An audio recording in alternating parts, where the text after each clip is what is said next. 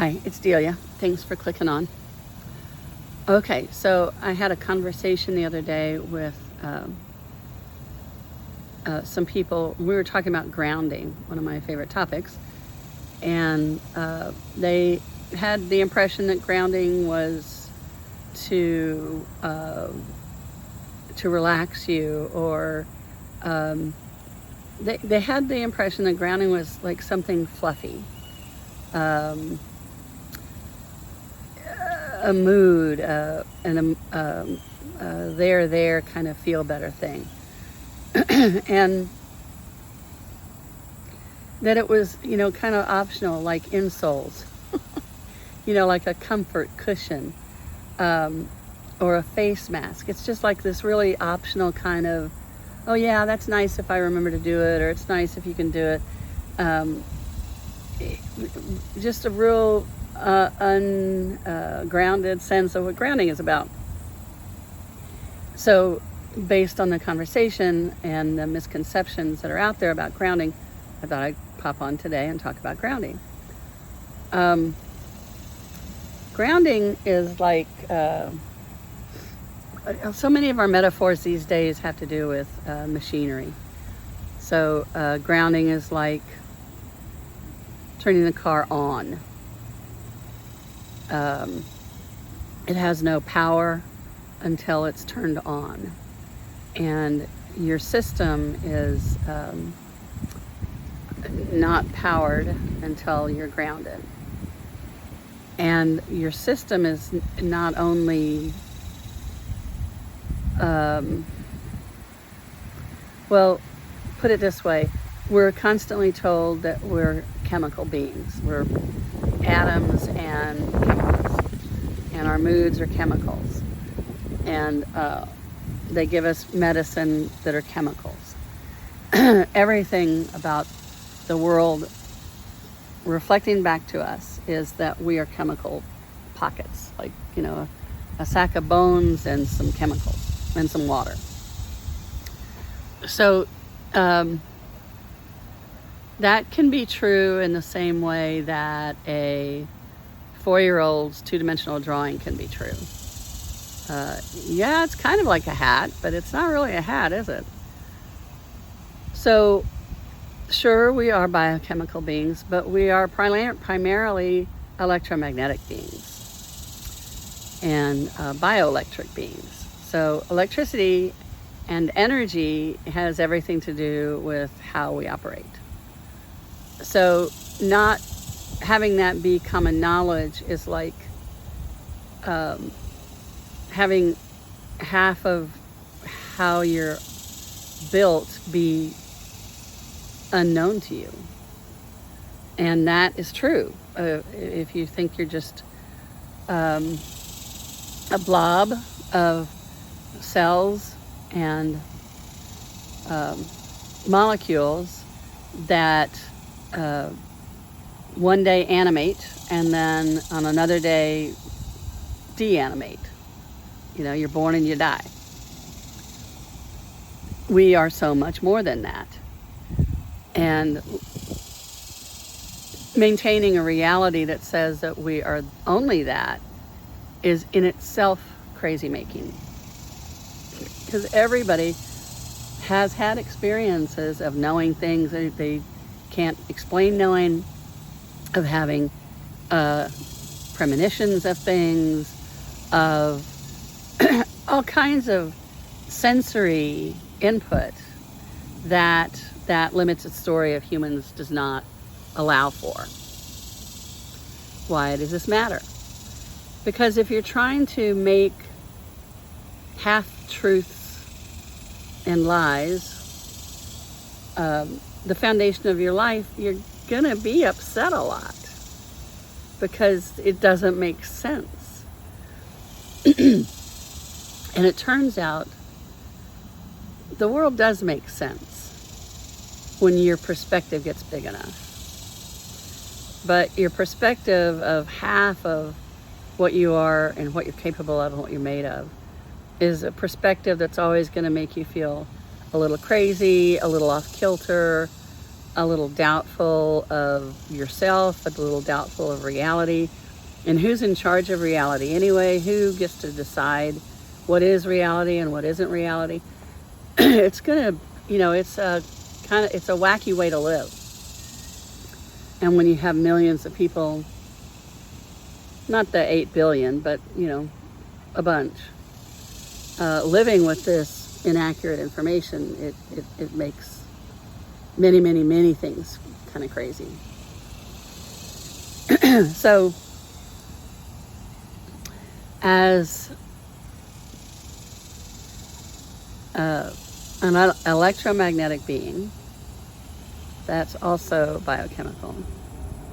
But your initial spark is a spark. It's like energy. So, grounding isn't just only about relaxing. It is very relaxing, but that relaxation is a byproduct of something. And it's a byproduct of being more fully connected to who you really are. And who you really are is not a money-making machine. Who you really are is not a student so that you can get good grades so that you can have a better job. Who you really are is not who you are in relationship to other people. It's not your role. It's not the role of, father, mother, daughter, son, sister, brother, boyfriend, girlfriend, ex. Your roles are not who you are. They're like garments that you put on. And they're like, in the best way, they're like trust agreements between you and somebody else that this is how you're going to relate to each other. But that has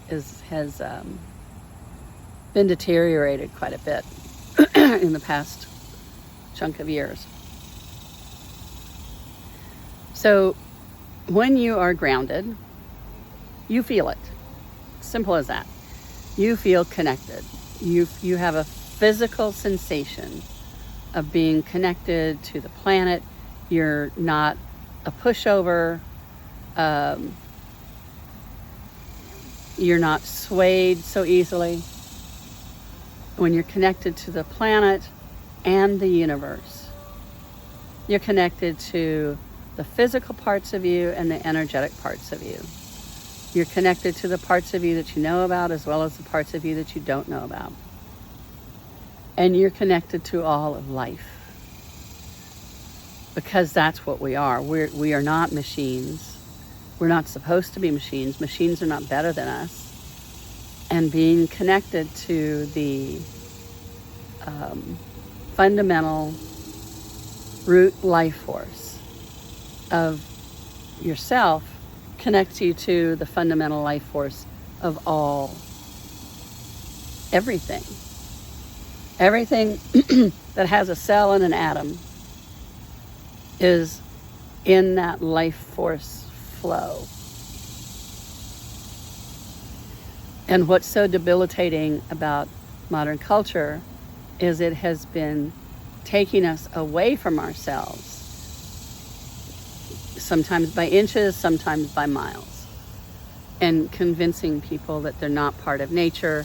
It's insulting to say that you're an animal because animals are less than humans. Manifest destiny has screwed us up quite a bit.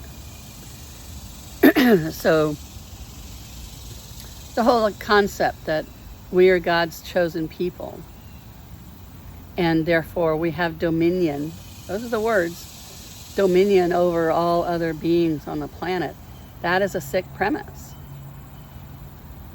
That is a sick premise because it initiates and maintains separation between us and life. So we can pretend that nature is like out there and it's dirty and it has, animals, and we're, superior because we have indoor plumbing and, we build machines to kill each other.